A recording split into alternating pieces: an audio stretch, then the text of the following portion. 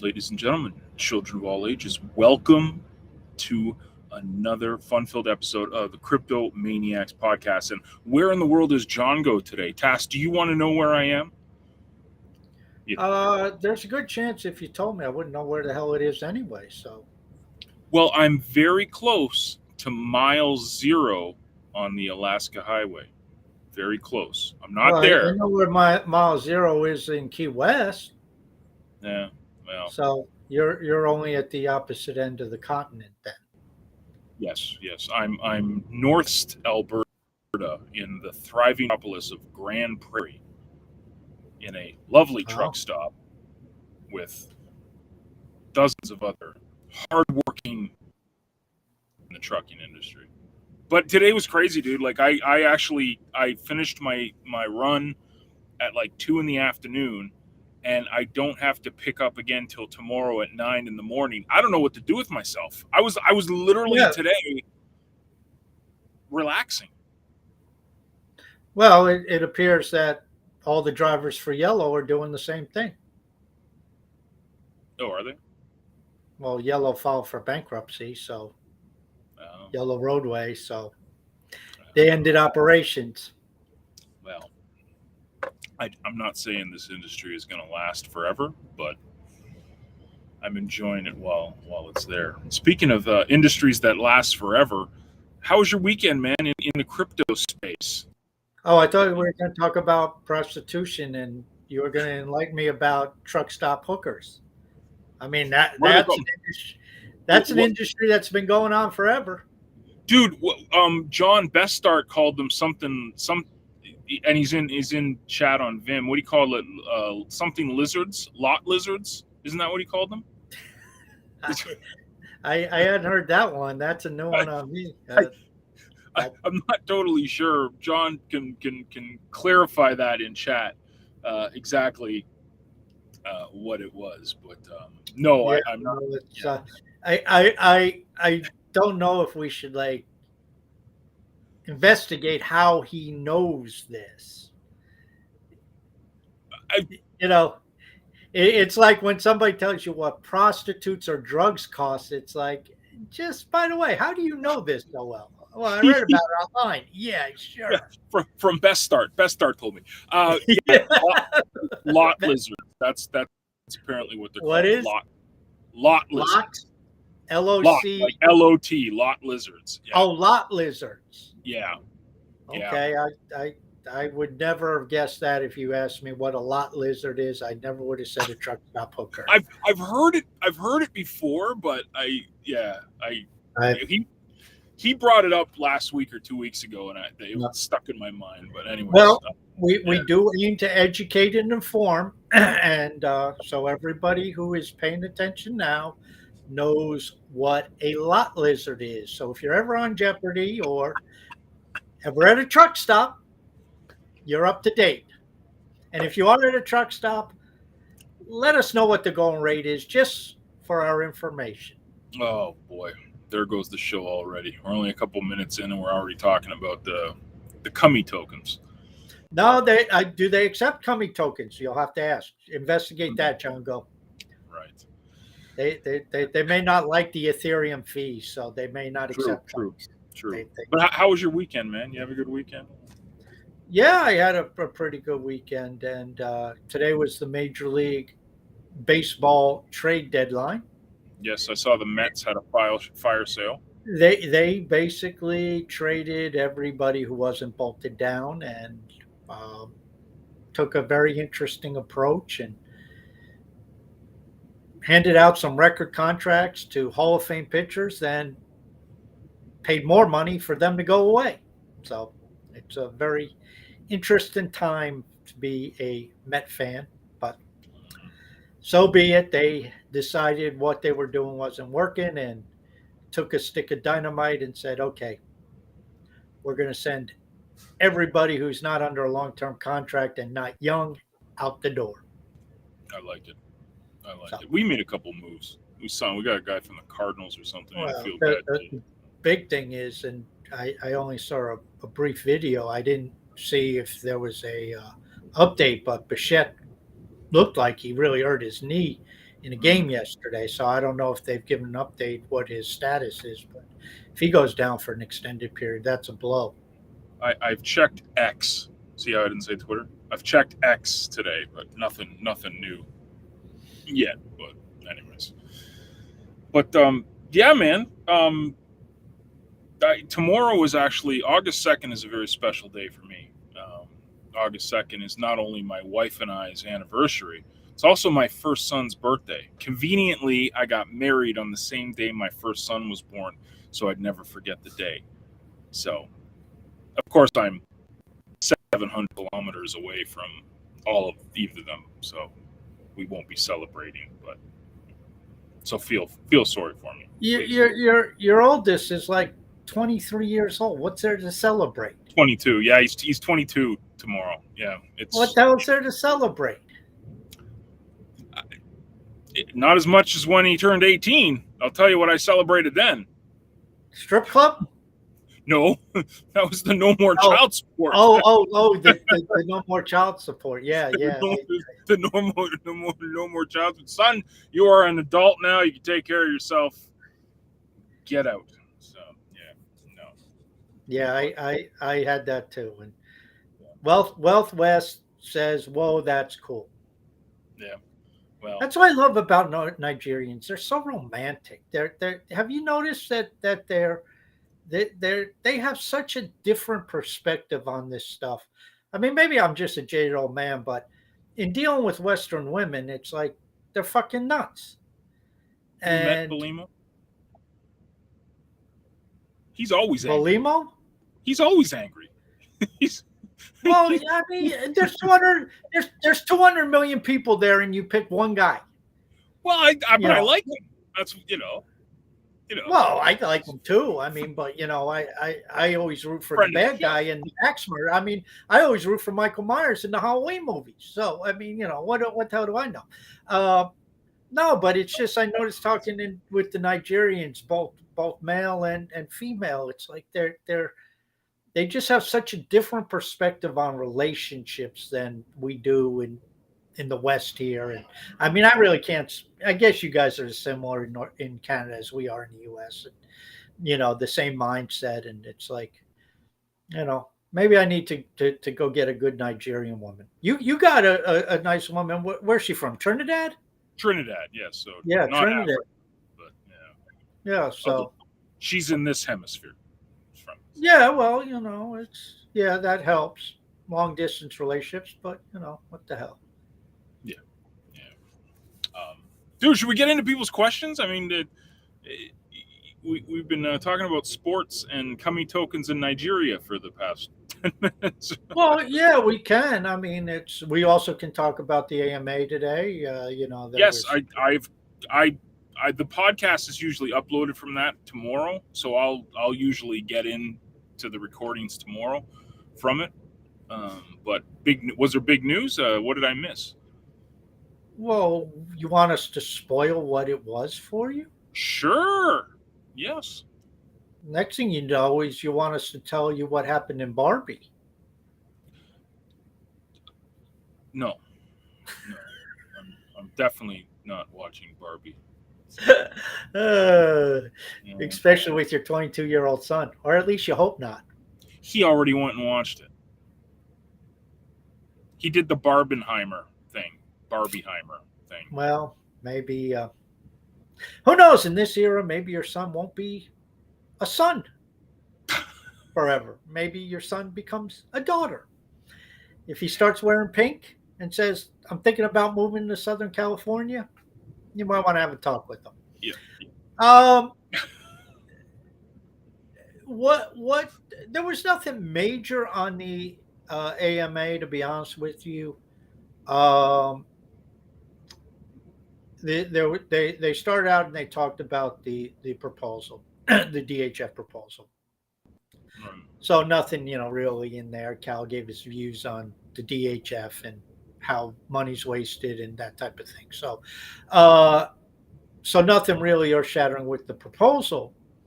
But one thing that I found to be very intriguing, and anybody with any business sense which I know is a small minority on Hive and a small minority on Leo. And I'm glad Wealth West is listening. Pay attention. Leo Infra Mm. is going to be getting an upgrade in the next 1, 2 weeks, whatever, soon, that type of deal. And there's a couple major things that are going to happen with it. And one is the pesky threads not indexed crap goes away. Right. That's the first thing. And so this will go back to the Genesis thread, which Cal did note he was the first one. I guess he's trying to be like Jack Dorsey, and why you would want to mimic a douchebag, I don't know, but that's Cal. So that's one thing. The second thing is it'll allow for scaling like in Threadcast and things of that nature. How if you've noticed Threadcast, after they get too long, they will not update, and sometimes you have to open it up in a new tab, and then even then there's no guarantees. That will be alleviated. The big thing, and this is where my radar and my antenna went into overdrive, is how the search right now, you can type in a username, you can search a community, things of that nature. This will include full text search of threads. Mm.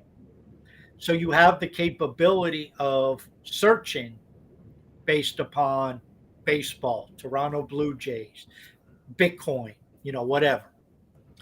And the reason why I think this is very important and why I'm mentioning this to Wealth West is he's my partner in crime building playlists.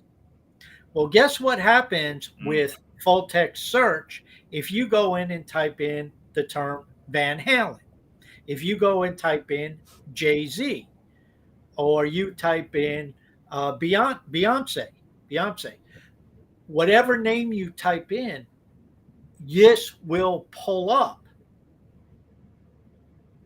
that word associated with the search and will pull up those threads. Well, now when you start talking about these playlists, if there's the capability, if we have a library of thousands of songs, and anybody who created these, if somebody goes in and let's say Wealth West did a playlist of, I don't know, Prince songs, and I go in and I type Prince, all of a sudden I come up to his Threadcast. All of a sudden, even if the songs are mixed into other playlists that he's done, all of a sudden his Prince songs, if he has that in the thread, which he should, along with the name of the song, it comes up. So now all of a sudden we can really incorporate this as a resource center because people have searchability. So if you're in the mood, John, you want to listen to a little music, you have, a half hour while they're packing your truck or whatever, and you go in there and you just do a search, you're in the mood to listen to some, I don't know, Van Halen. You type in Van Halen, all of a sudden a Van Halen playlist comes up or a bunch of Van Halen songs. You can just sit there going through those threads, listening to different Van Halen songs right on the Leo Finance UI. What does this do? Obviously, this is page views. Obviously, this is clicks. Obviously, this is increased ad revenue for the ecosystem. But with what we found out in previous AMAs, with the idea of if you generate ad revenue through your content, through your threads, through your articles, the author of that is going to get rewards. Well, here's a way to have something on Leo Threads that doesn't age. It doesn't matter. If you put up a song today, 10 years from now, people will still be listening to that song because right now the song may be 30 years old anyway, or 20 years old, or 10 years old. So what that does is, for me, I'm just like, okay, fuck it. I'm just going to be putting up playlist after playlist after playlist, 20, 25 songs a piece of all different types of stuff just to get it in there. And we'll see when this comes up, when the searchability comes up with the new search feature. But You got that stuff in there. People show up and start listening, especially if we start to promote it on X. We exit out. Is that what it's called? Xing out now? Um, Yeah, Xing, Xting. Xing. But, so I think that holds incredible possibilities. And then, of course, this can lead into other types of databases, other types of community setup, other types of things for this nature. Um, it's again, if you are approaching this with a business mindset and not trying to scalp a few rewards, but saying, how do I get stuff that could be viewed long term? That's, I think, the approach that needs to be taken. And Wealth West is pumped. See, he understands, he gets it because he's been there right along creating this playlist because he understands the clicks and the page views, and now it's a way for people actually to find the content. And if we have a library of 20,000 songs, think about that. Right.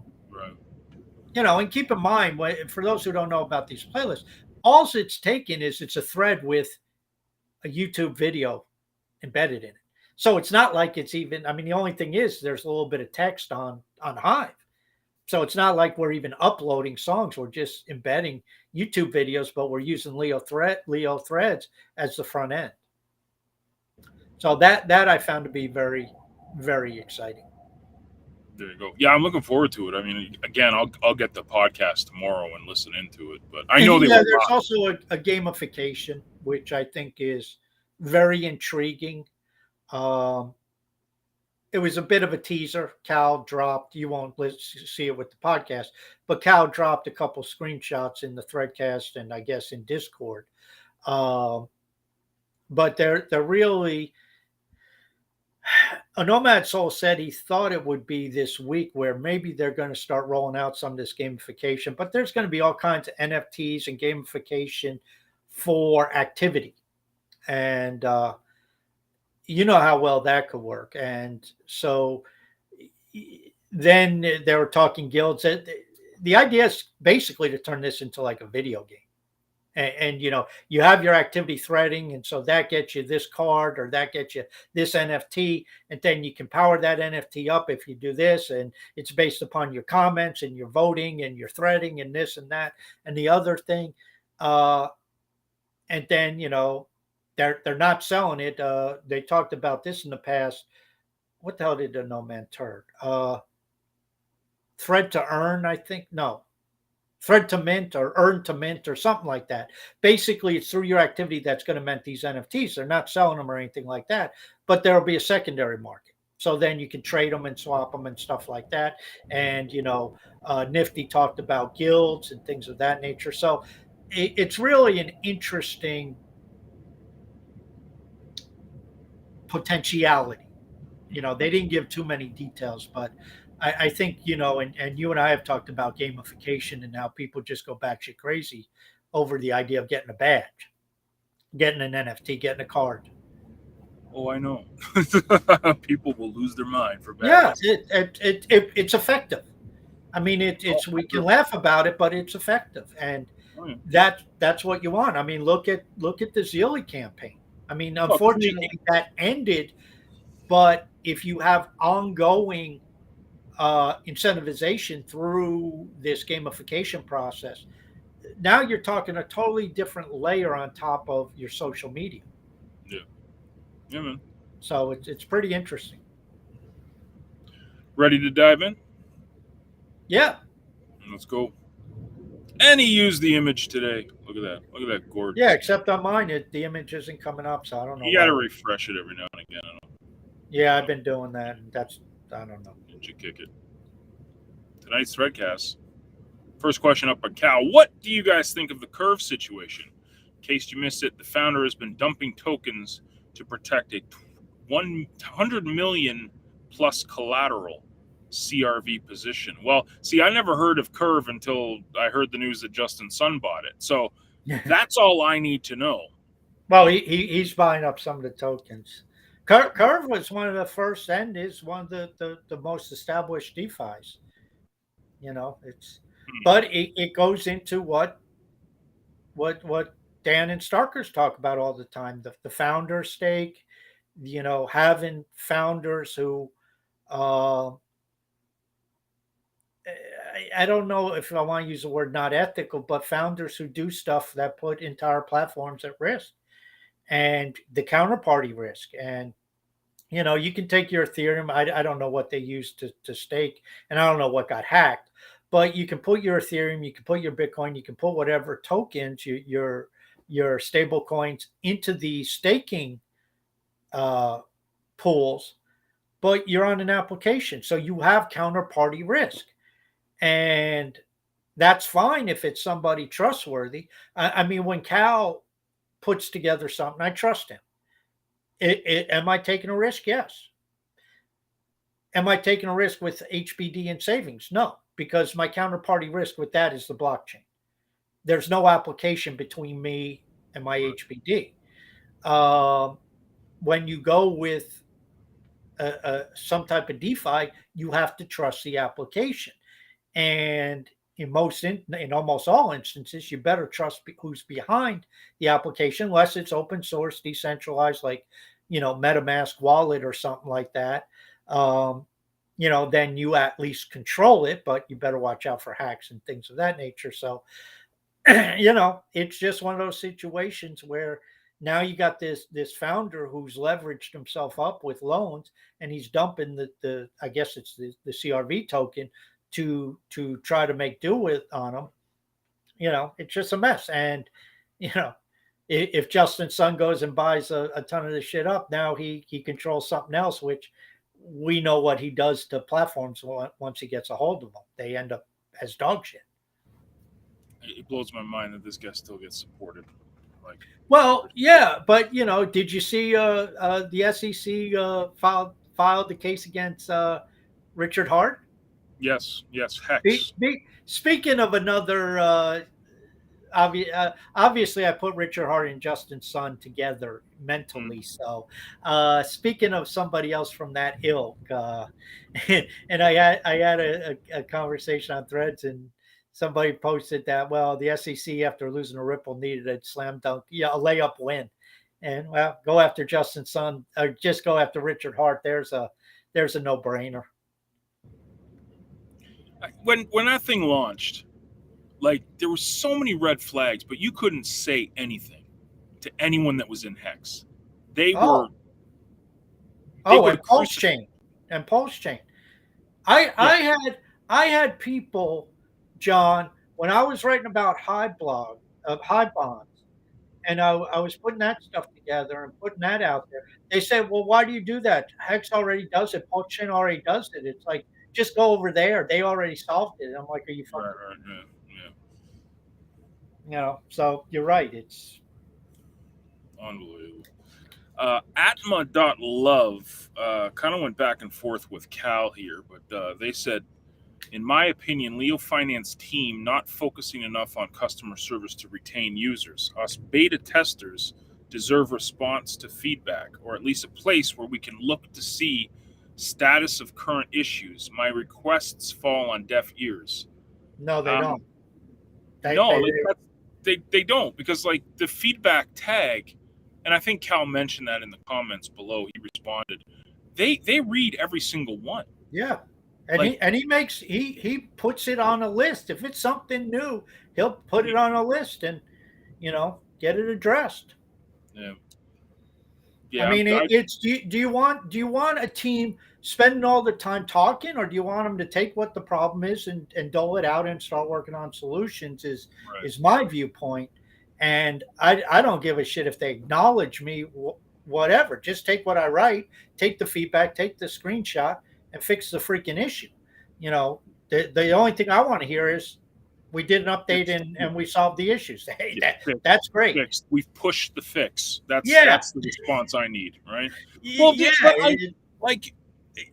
This is the thing too, and I get it. People, this customer service thing. Trust me. I mean, Eliana and I have dealt with this for years and years and years in our industry, and people feel that they not deserve, but they expect a response back, which I get. But when you're in a blockchain, like this customer service thing, if you're holding Leo, you're an owner. Like, you know what I mean? Like it's a little different here than saying you're going and paying someone for a service. Like, Well, and it's one thing if I have a missed billing on my from my cable company, I call them up and it takes, 18 hours to get anybody to answer the phone, or I send them 10 emails and they never respond back because they overcharge me by $50. That's one thing. But when you're providing feedback on a beta app for bugs, and the feedback tag is we keep talking about, if you have an issue, use the feedback tag. Cal has stated numbers of times on the AMA, he stated on threads, I go through every single thread in feedback and I make notes. I put it on the list. He goes through them. And the fact is, you and I, John, may send a feedback on the same damn problem because I'm on a page and all of a sudden it times out or does whatever and gets an app error. I screenshot it, I post it, and then 40 minutes later, you get the same issue. You do the same damn thing. And it's like, okay, now they got feedback from two people on the same issue. And there may be 10 people who bring up the same issue. Okay. And it's like, how many times have you seen feedback on, I can't load pics on mobile? I mean, hell, if they responded to every single one of them, I guarantee you there were 100 people who sent it, I can't upload pics on mobile. Because anybody who was on mobile was sending a feedback ticket. So, I'd rather have them fixing shit. I'm comfortable knowing if you send it in with the feedback tag, or if I send it, I'll speak for myself. If I send something in with the feedback tag, I know Cal reads it and I know he takes it seriously. That's good enough for me because I know a lot of the stuff I've mentioned has gotten fixed. And I'm not saying it's because of me. I'm just saying, when you feedback stuff, it ends up in updates. Yep. True. Luchil says, what do you think about the DHF proposal? And my Path to Fire was actually in YouTube, said, was it approved? And I just double checked. It's 16 million out of the 23 million needed. So it hasn't been approved yet. But according to Cal, I read yesterday, I think in threads, that it's like been the biggest climber ever in the history of like proposals.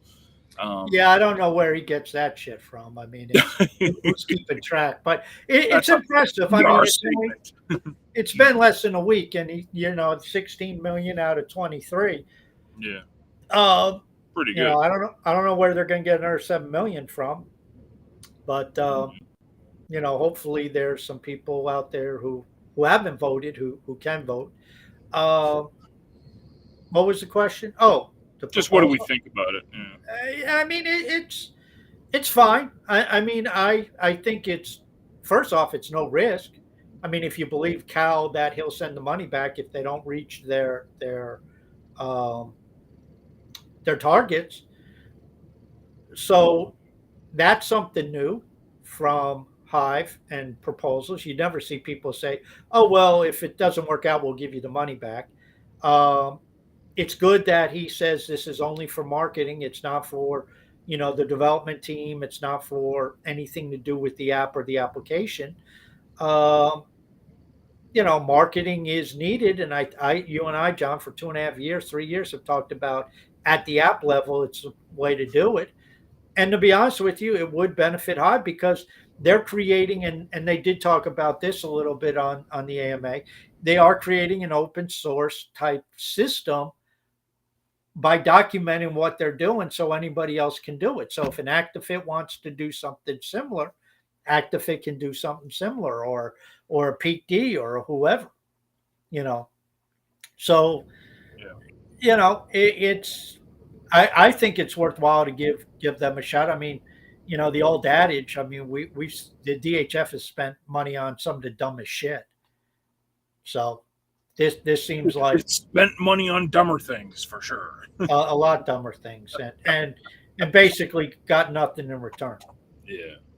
It's a no-brainer. I was mad at myself that I didn't see they released the proposal and I didn't get my vote in for a couple of days, and I felt like bad. I was like, oh my gosh, I need to get my vote in. So if you have not yet voted for it, Make sure you do. And the number is what vote? Which one is it? It's right here. It's the bottom Yeah, one, yeah. 244 or something. I don't know. 244. I don't Yeah, know. 269. Number 269. Nifty had to have something to do with that. Yes, for sure. Absolutely. 69 Nifty.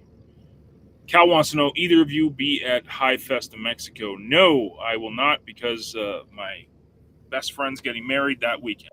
And so out of all the weekends that Hive decided to do this, was the one weekend I can't do anything. So No, and I'm not allowed out of the country. So when Leo Fest, Cal, Orlando or when? Miami is my vote. Orlando or Miami for Leo Fest, Cal. What about Vegas? Vegas is like cheap to like everyone to get to.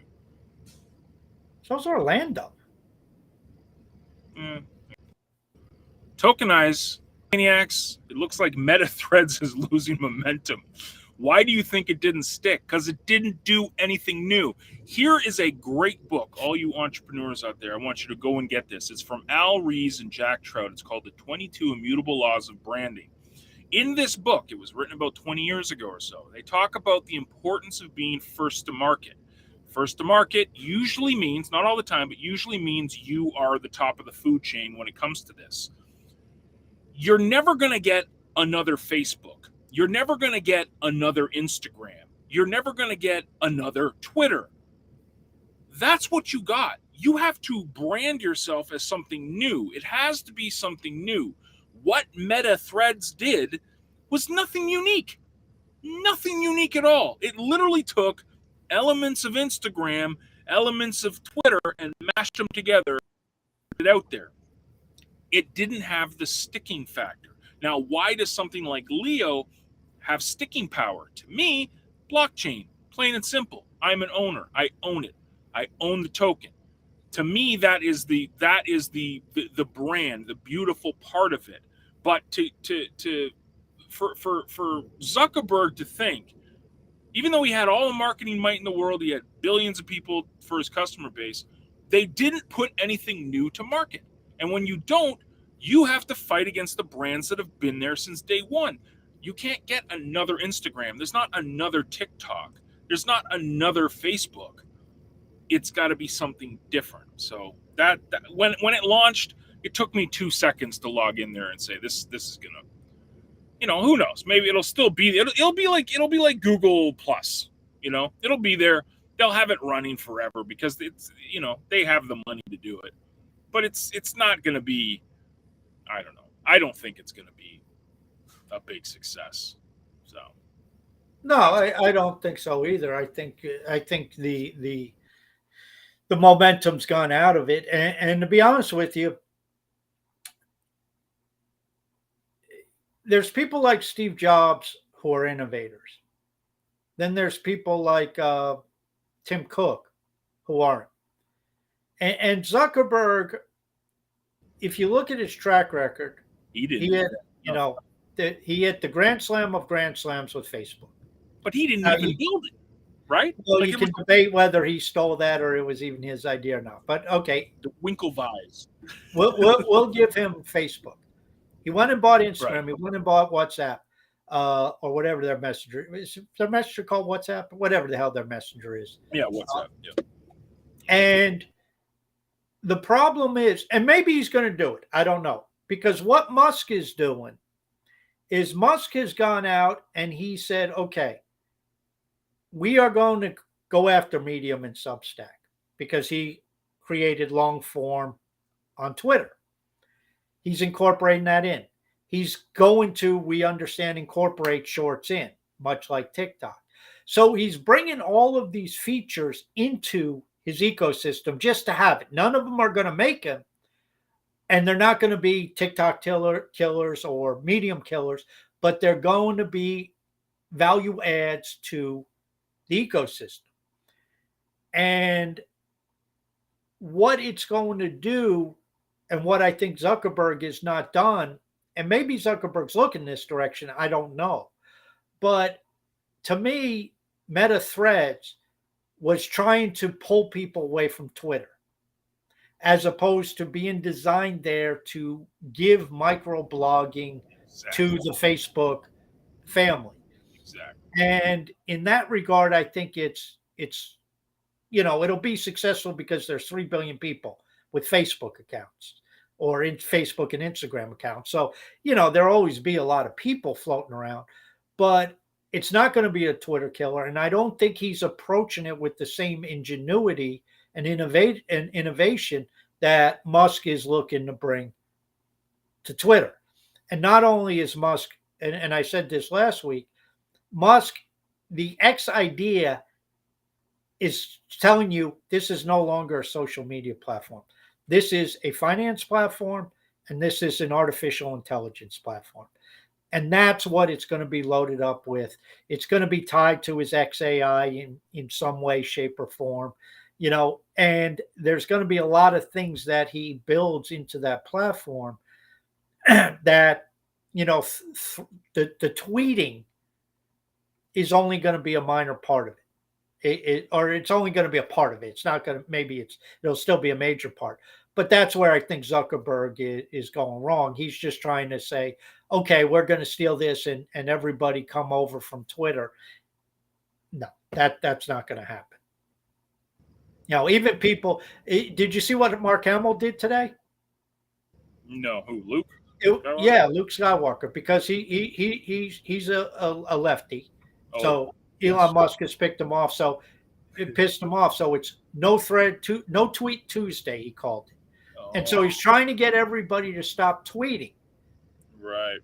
Gotcha. And of course, everybody just ignored him and laughed at him and called them all kinds of names.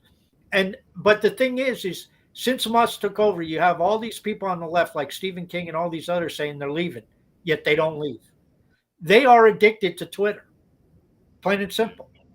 And there's a lot of people out there who are addicted to Twitter, and they're not going to leave.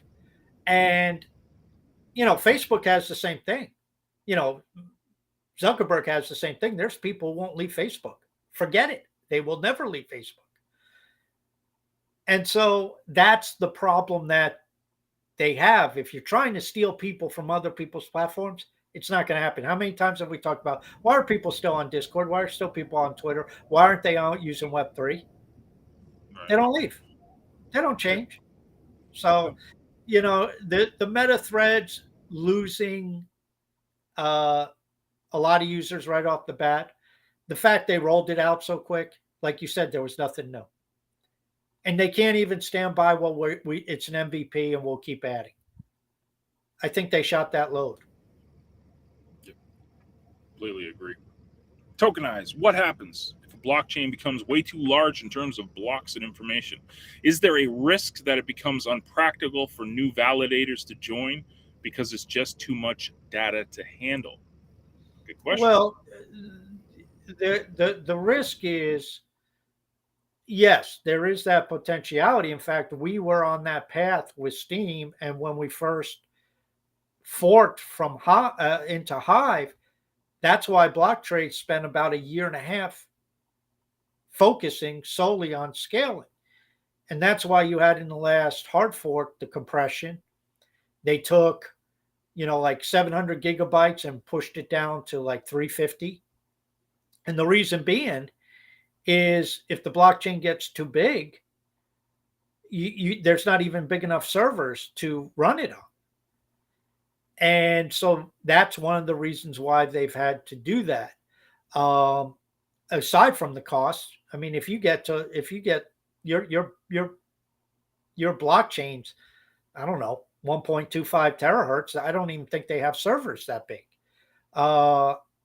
So that's one thing. When we talked with BlockTrades the last time he was on, there's other things they can do, such as, and I think Ethereum's looking at this and some of these others. And keep in mind, everybody is in the same boat with this stuff. How do you handle growing amounts of data? Obviously, we can go bigger block size. That's one thing that they've tested. It works, that we can make bigger blocks. But the other thing that BlockTrades mentioned is, and I really didn't understand it, but I envisioned it's something like this. Okay, you have your 20 witnesses, and you don't have 20 witnesses with 100% of the blockchain. Maybe you have 5 witnesses with 25% of the blockchain, and another 5 with 25%, another 5 with 25%, another 5 with 25%. And so what you end up having is you end up having the blockchain distributed over sets of nodes. But again, each of those nodes, there's groupings of nodes that are individuals that are voted in. And then you have the redundancy on, let's say in our example here, 5 different nodes, but they only have a piece of the blockchain. And so now all of a sudden you just, under this example, you just 4x the size of what you can handle. It's another reason why Speak Network is talking about these off-chain accounts, because do you have to have everything stored on the blockchain? And the idea is, well, maybe a lot of, let's say, threads as an example, gets pushed to off-chain stuff. You look at it, and Leo threads will pull both from the blockchain and the off-chain stuff. So us as a user won't even notice anything different. I mean, we see your comment, your thread, and right below John goes LOL. Well, the LOL actually isn't on Hive. It's actually on this off-chain stuff. That's another area where the idea is what goes on blockchain becomes crucial, but you end up with a mixture of on-chain and off-chain stuff, all pulling from 2 different databases or multiple databases, all feeding the same information, all feeding information into the app, so the user has a seamless experience. But not everything's on the blockchain, because only the important stuff that requires immutability or requires that ends up on the blockchain. These are just some of the ideas, but everybody's going to have that problem. There you go. Great question. Follows that up with, if a token that distributes dividends, take Bro for example, gets burned, what happens to the dividends? Is it up to the people who run the project to decide whether the dividends go to null, or is there something that auto prevents that? Well, I mean, I'm just speaking for our project, which is Index. Everything goes to the members. Nothing is burned. Everything goes to the members. So if we get SIM tokens, we send them out. So we send out not only the ones that have the inflation, like Leo, where we buy miners and we also get revenue from that and from curation, but also things like SIM. So we send everything out. I'm not totally sure what other projects do. Maybe they send some to null, but for us, we just send everything. It's automated. You don't even need to think about it with Index. Do you know anything? Well, if I understand the question correctly, what happens is they burn the Bro token, but that means the remaining holders of Bro will get, because the dividends that went to the burned tokens or would be associated with the burned tokens are no longer there. The dividends go to the rest of the pool. Right. So if you have, let's say, I don't know, I'll just make up an example. Let's say you have 5,000 Leo in dividends, and there's 10,000 Bro tokens. Well, that means every token's getting half a Leo. Well, if they burn 5,000 and there's 5,000 Bro and 5,000 Leo, that means each one's getting half a full Leo. So, it's not like they just burn the tokens, but that just reduces the circulating supply. Right. The dividends, more for the holders then. Yeah, exactly. Yeah. Good question. Happy 411. What should be the preparation for the bull market, and how can we enter the bull market? First thing, don't worry. Wallets, accumulation. You should have been working the last year and a half during the bear. Yeah, I mean, to me, it's not only like being ready 2 years ago, but like don't even worry about the bull market. Like if it comes, it comes. Who cares? Like it's really weird, dude. And I have maybe a different perspective now because I'm not around this all the time now. I'm working full time. I'm driving all the time. I don't pay attention to basically anything. The only information I get is my little bubble on Leo Threads. That's it. And reading some posts on Hive. I don't really pay attention to crypto Twitter. I don't know if we're in a bear bull market. I don't even know. I don't know. I don't care though. Even if I was sitting in front of my computer 24/7, just like you said, Task, I'm going to be doing the same thing I've been doing for the past 2 years, accumulating, stacking, dollar cost averaging. Like nothing changes for me. Nothing, absolutely nothing. And that's what I would recommend for being prepared. Little bunny ear quotes here. Just constantly be stacking. If you believe in a project, put the effort into the project. Stack the project. Don't worry about when the bull market comes, if it comes. Who cares if it comes? So that's my approach to it. Here's my response. Bull and bear are market terms. Stop thinking like a market participant. Bull and bear are not business terms. This is where I keep driving home. Business people. Hive is an opportunity. Leo Finance, Layer 2, cryptocurrency is a opportunity for business to be built. And as I've said over and over again, your Hive account is a business. So the question is, what are you going to do? And the what you're going to do doesn't matter whether you're in a bull or bear market. The what you're going to do is, how do I build my business? Now, you can say, how do I build my brand? How do I build the value I receive? How do I build my revenue stream? How do I build my profitability? How do I partner with people? How do I branch out? These are all business ideas. Now, obviously, if you are looking, like John was saying with Leo, one of the things with Threads to him is it's part of Leo. He's an owner. So obviously the price of Leo 5X's, he's going to benefit. But he has to take a business approach unless he's just a passive investor. And maybe he is. And if you're a passive investor, that's fine. But this is why I was talking about it and with Wealth West. And I said, listen up, because he's taking the same approach. It's like, what are you building on Leo that's going to create recurring revenue? What are you going to do on Leo that potentially could be a resource that brings traffic in that you profit from? It doesn't matter whether it's a bull or a bear market. That's business mentality. That's business mentality. And that's what Leo, that's what Hive, that's what cryptocurrency is desperately in need of. All the people who say, when's the bear market going to kick off? You're telling me right off the bat you don't have a business mindset. Now, maybe you do, but you're not exemplifying it in this area. How many people show up, they ask questions, when's the bull? What tokens are going to take off? Instead of saying, what business am I going to build? What am I going to create on here? How can I make this place more valuable? What value am I going to generate? Right. These are things that, again, if you think about it as a market and buy low, sell high, bull, bear, and all the excitement, you're not making money. Because guess what? We mentioned Mark Zuckerberg. Whether he stole the idea or not, he's worth whatever he's worth, 125 or 150 billion dollars, or whatever the hell he's worth, because he approached it from a business perspective.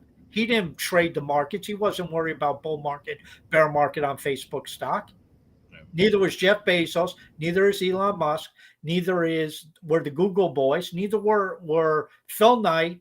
I'm trying to think who's Warren Buffett. Anybody look at the richest people in the world. They don't care because they do the same thing. They keep building throughout. And that's why they're the richest in the world. Who's the richest trader in the world? Are they anywhere near the top 50 richest people in the world? I don't think so. That's the difference. Yep. Very good point.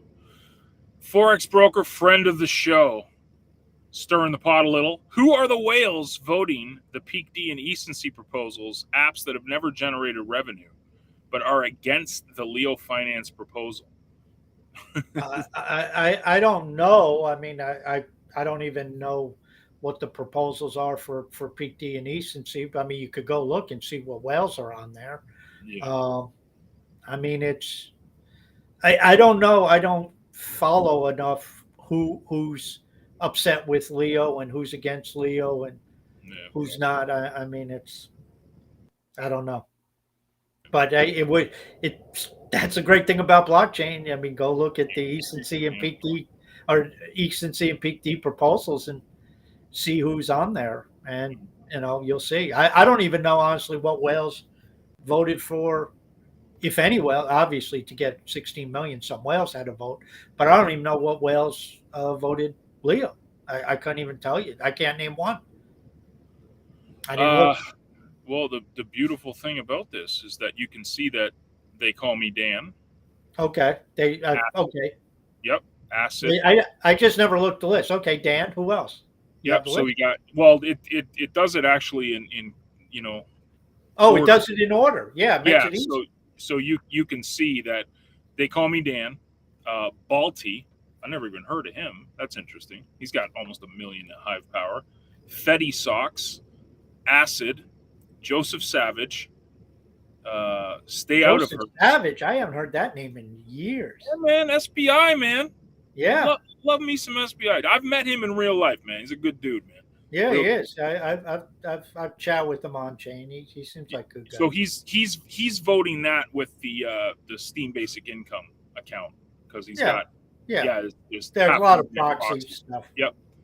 Then you, Hyro Hive, One Alpha, Davex, Addicted, Pushon, Ambi Crypto, Ospit Bank, Old Timer, Newthman, Diorian, Steve C, Tobatia, myself, MC Coins, Steam Leo, Bitcoin Flood, Crimson Clad, Crypto, a whole bunch. So it's supported, but you just don't have the go through the top witnesses and none of the witnesses other than Acid and then Dan for 3Speak.